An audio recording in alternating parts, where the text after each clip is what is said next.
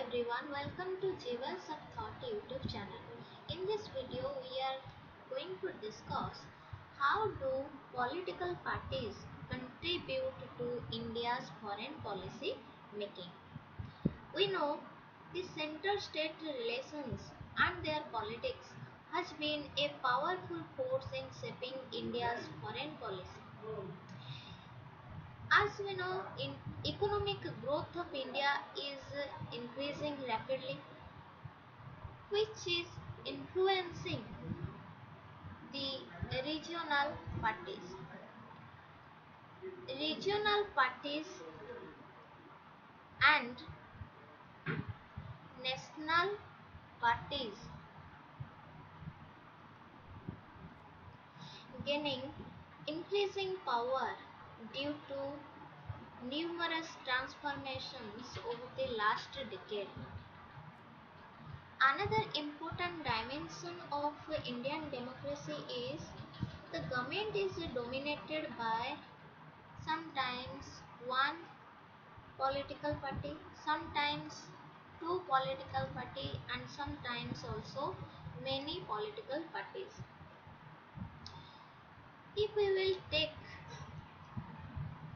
a two party democratic system, one party controls the government, one party controls the government, whereas the other party acts as an opposition and hence trying to influence the foreign policy. The government anticipates the opposition's reaction and also itself influencing the foreign policy. In addition to this, the opposition parties policy pronouncements policy pronouncements that is policy announcements may raise like policy expectations of the people, may become policy expectations of people whenever the opposition party becomes the ruling party. Now we will see how the political parties in India prior to independence and after independence influences the India's foreign policies. Prior to independence, prior to independence, since 1930s, political parties exist, but British, which was colonial in nature, controlled the foreign policy making. So Indian political parties uh, in that time did not have any contribution to policy making. It is foreign policy making. Indian political parties did not exercise much influence on foreign policy making. But we can say they tried to influence the the broad parameters of India's external relations. India's external relations. We might say they act as pressure groups instead of center of power. For this reason, Congress has adopted pro-democratic attitude in international affairs, whereas the socialist parties were in favor of socialism. Similarly, Communists have pro-communist attitude. Parochial parties, parochial parties, for instance, Muslim League, Hindu Mahasabha, they were only concerning about the interests of Hindus and Muslims. Interests of Hindus and Muslims. But one thing is common among these parties was they were against imperialism and colonialism.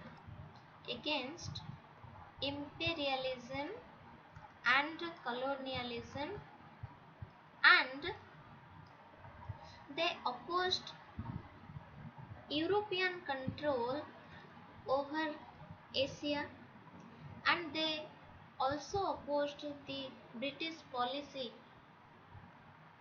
which was imperialistic and colonial in nature. After independence, when the Congress party in the initial years in power, it laid emphasis on anti-imperialism, anti-colonialism and anti-racism.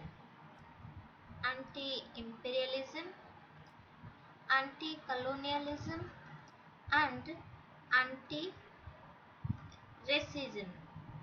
So during 1948 Congress Working Committee session also stated the same as the general foreign policy objectives.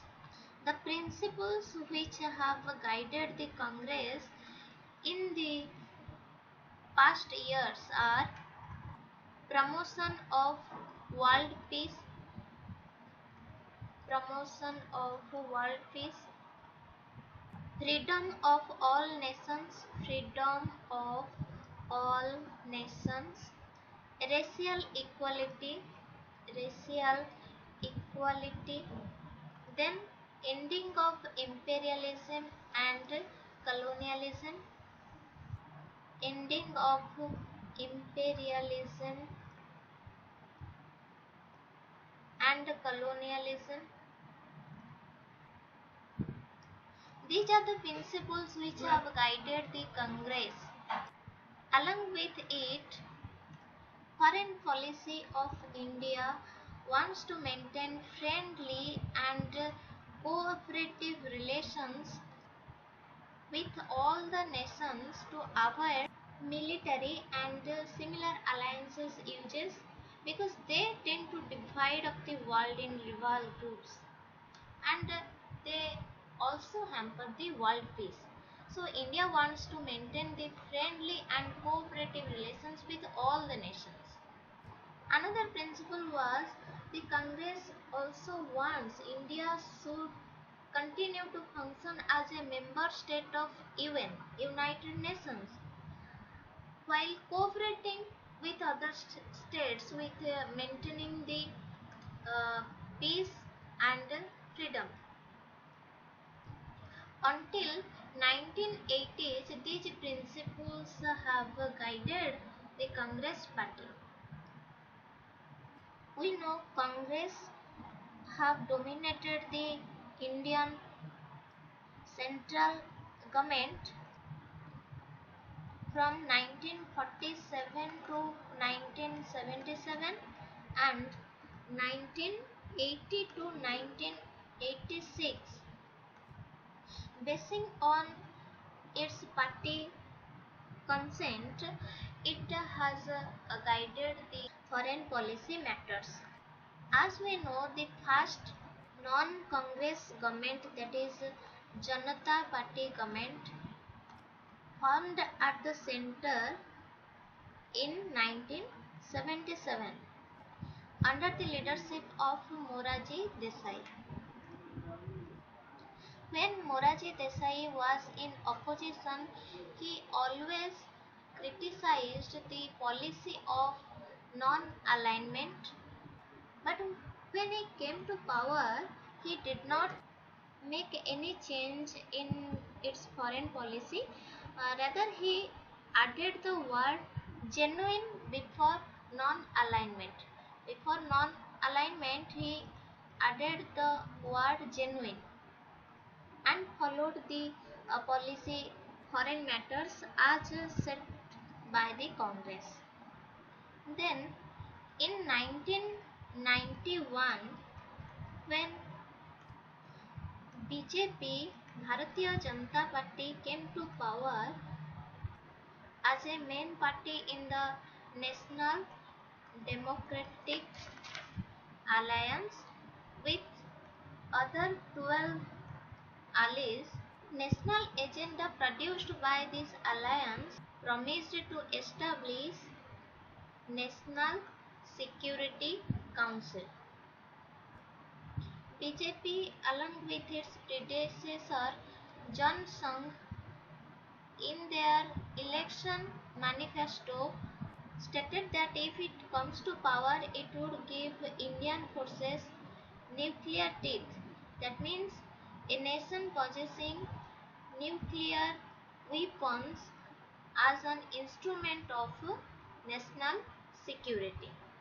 In May 1998, India government carried out nuclear tests in Pokhran and declared India as a nuclear weapons state.